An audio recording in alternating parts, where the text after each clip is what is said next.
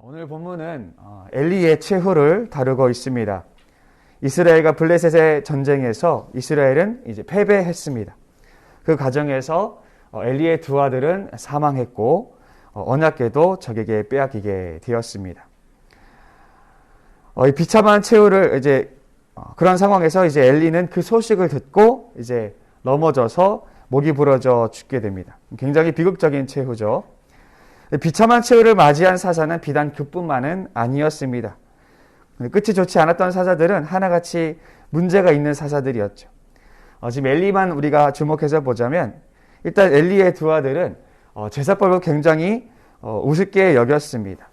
어떤 제사 고기의 부위에 대한 것들, 또 여인들과 동침했던 사건들, 이런 일들을 보면서 그들이 얼마나 경거망동했는지, 그들이 제사를 드릴 때 얼마나 가벼운 마음으로, 다시 말해서 얼마나 하나님을 경멸했는지를 두 아들의 행위를 통해 알 수가 있습니다.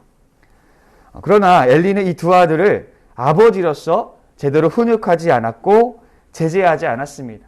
더불어 엘리는 사사로서 또 제사장으로서 막중한 책임감을 가졌지만 하나님을 경멸하는 두 죄인을 제대로 치리하지 않았습니다. 그는 아버지로서 사사로서 제사장으로서 여러모로 책임감이 없었고 무능했고 결과적으로 하나님을 우습게 여기는 존재가 되었습니다. 그래서 하나님의 사람이 그에게 왔을 때, 또 사무엘을 통해서 하나님께서 말씀하실 때 두 아들뿐만 아니라 엘리 그 자신도 하나님을 경멸하는 존재로 평가를 받게 됩니다. 그래서 이제 엘리가 두 차례 걸쳐 하나님 말씀을 듣죠.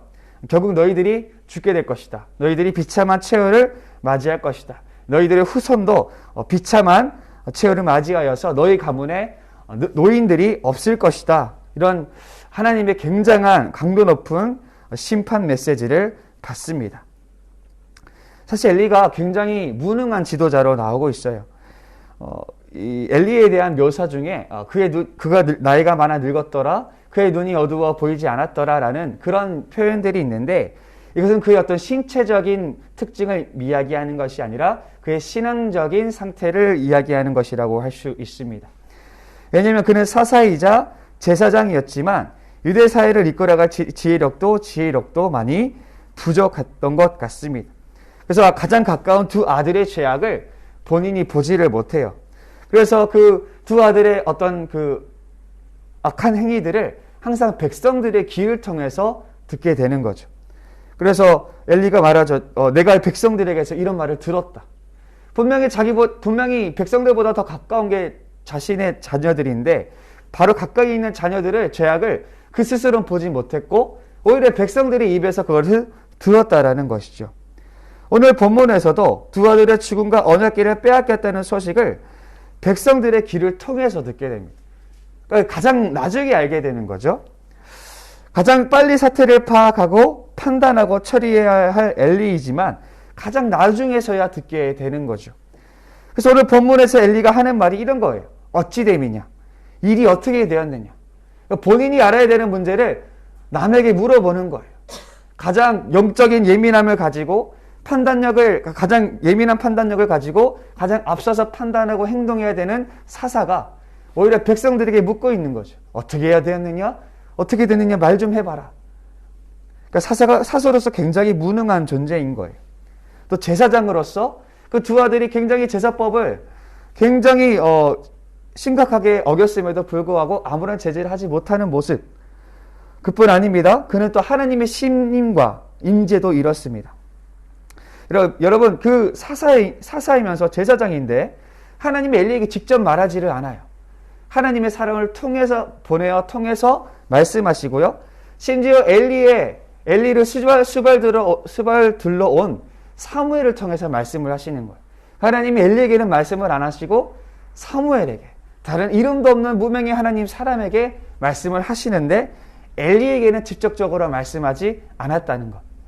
우리는 여기서 엘리가 얼마나 망가졌는지를 알 수 있어요. 그는 사사로서, 제사장으로서, 아버지로서 완전히 실패했어요. 더불어 하나님의 임재도 잃었고 하나님의 신임도 완전히 잃었던 것입니다. 사실 이미 그에게는 하나님이 있다고 말할 수가 없죠. 하나님의 임재가 그를 떠났습니다. 하나님은 이미 엘리를 심판하시기로 작정하셨고, 그래서 하나님에게 그에게 아무런 말씀을 하지 않는 거예요. 그러나 웃긴 것은 엘리가 이 중요한 사실을 간과하고 이 사실에 반응하지 않았다라는 거죠. 그리고 그가 붙잡은 것은 오직 언약궤였다는 거예요. 오늘 본문에서 엘리가 불안해하는데요. 불안해하는 이유가 뭐냐면 이 하나님의 궤, 언약궤에 대한 염려와 걱정 때문이었습니다. 이제 왜냐면 사람들이 실로에서 언약궤를 가져다가 전쟁에 가져갔잖아요. 실로에 궤가 없는 거예요. 그러니까 이 엘리가 굉장히 불안한 거죠. 승전을 했는지 아들은 살아있는지가 걱정이 아니라 이 하나님의 궤가 어떻게 되었을까? 이것이 묵척이라 걱정이 되었던 것입니다. 이제 표전 소식을 가져온 사람 입에서 그가 이제 두 아들의 죽음의 소식을 듣고 하나님의 궤를 빼앗겠다는 소식을 듣죠. 근데 재밌게도 그가 두 아들이 죽었다는 것에 대해서는 성경에 엘리가 어떤 반응했다는 기록이 없어요. 그런데 하나님의 궤가 빼앗겠다는 소식을 듣자 그가 놀라서 뒤로 자빠집니다. 우리는 여기서 엘리가 두 아들보다 하나님의 궤에 더 큰 신경을 쓰고 관심을 쏟고 있었다는 것을 알 수 있습니다. 이 부분을 제가 묵상하면서 어차피 엘리는 하나님의 궤가 곧 하나님의 임재라고 생각하지 않았을지 그런 생각을 해보았습니다. 여러분 엄밀히 말하자면 하나님의 궤는 하나님의 말씀이고 또 하나님의 임재의 상징입니다. 그래서 오늘 본문에서도 하나님의 궤가 빼앗겠다는 것을 굉장히 강조하고 있죠. 즉 하나님께서 이 사사시대를 심판하시면서 사사시대가 완전히 몰락하고 타락했다는 것의 특징으로서 하나님의 궤가 빼앗겼다라는 표현을 쓸 만큼 이 하나님의 궤가 굉장히 중요한 것은 사실입니다. 그러나 그 법궤라는 그 상징물 자체가 곧 신성한 효력을 발휘하는 것이 아닙니다. 언약궤 그 자체에서 어떤 신성한 힘이 나오는 것이 아니죠. 그 법궤가 신성한 것은 그 뒤에 계시는 하나님의 약속 때문이죠. 내가 이 언약궤를 통해서 너희와 함께 하겠다. 이 언약궤가 있는 곳에 내가 임재하겠다라는 하나님의 선언과 약속 때문에 언약궤가 신성해 보이는 것이지 언약궤 그 자체는 아무런 신성한 힘이 없다라는 것이죠. 그러나 엘리는 그 법궤와 상관없이 하나님의 임재를 이미 잃었어요. 그는 이미 하나님께 두 차례 심판을 받았고 이미 하나님께 하나님의 신임과 임재를 모두 잃어버렸어요. 그가 사사직분을 계속 수행한다 한들 계속 잘사에 참여한다 한들 그것이 하나님 앞에서 그를 보장해 주지 않습니다. 하나님이 그에게 말씀하셨죠. 너가 제사를 제대로 드리지 못해서 사사 역할을 제대로 하지 못해서가 아니라 너는 나를 경멸했고 우습게 여겼고 내 말을 듣지 않았다. 그래서 너는 아웃이다. 이미 엘리는 들었어요. 그는 영적으로 사망 선고를 받은 거죠. 더 이상 그에게는 언약궤가 의미가 없어요.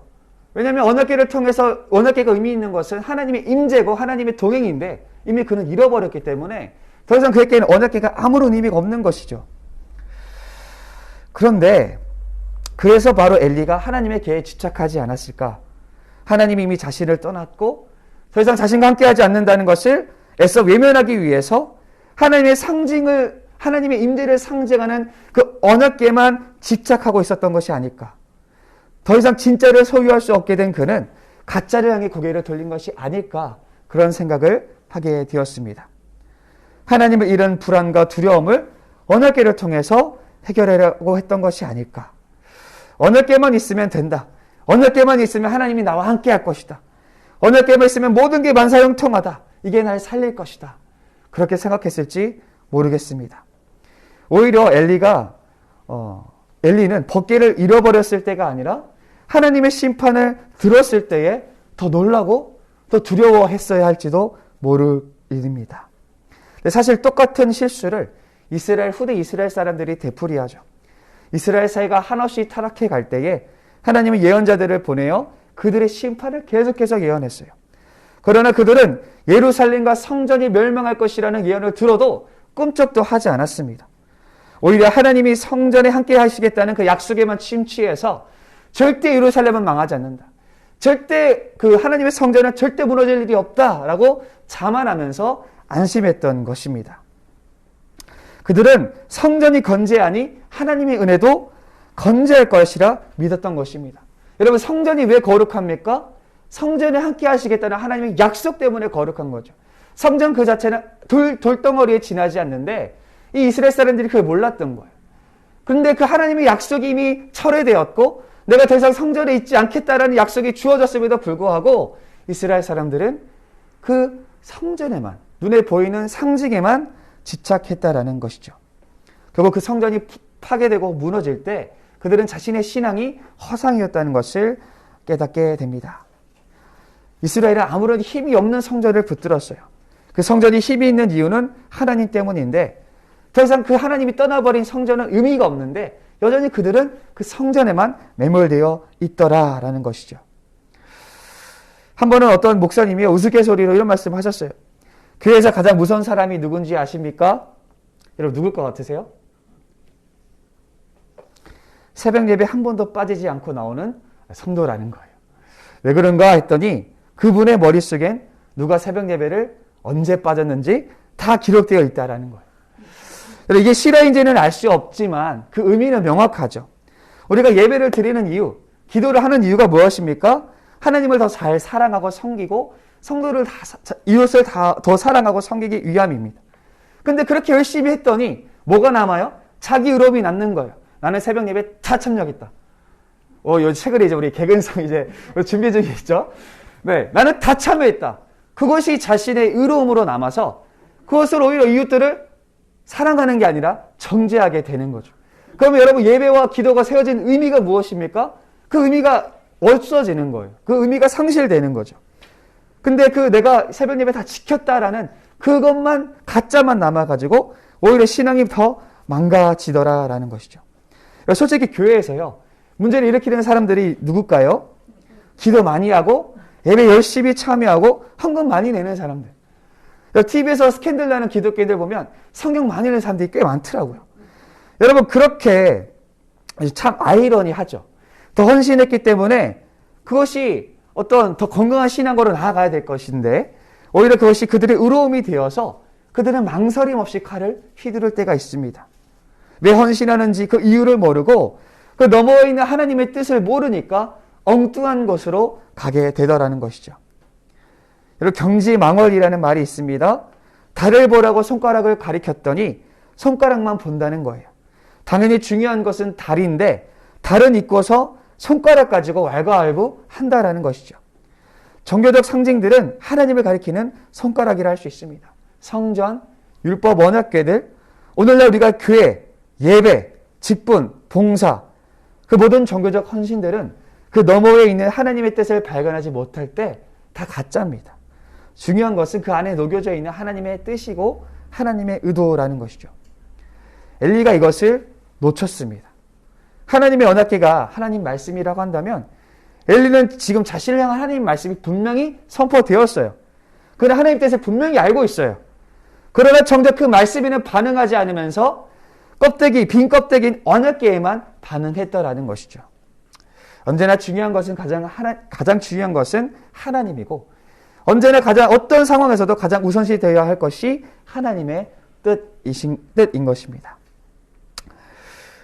무엇이 거룩한 것일까? 우리는 다시 물어야 될 것입니다. 우리의 종교적 열심과 헌신은 정말 하나님의 뜻을 헤아리는 데서 나오는 것일까?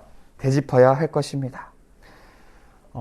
여러분 우리가 아무리 예배를 열심히 드리고 우리가 아무리 종교적 헌신을 교회에서 열심히 봉사 헌신해도 하나님을 향한 사랑과 하나님을 향한 그 하나님의 뜻을 행하고자 하는 그 결심을 대체할 수는 없다라는 것이죠. 우리 성도님들 무엇이 본질이고 무엇이 우선인지를 항상 고민하면서 종교적 생활에 만족하고 그것에 속지 않는 우리 모두가 될 수 있기를 소망합니다. 기도드리시겠습니다.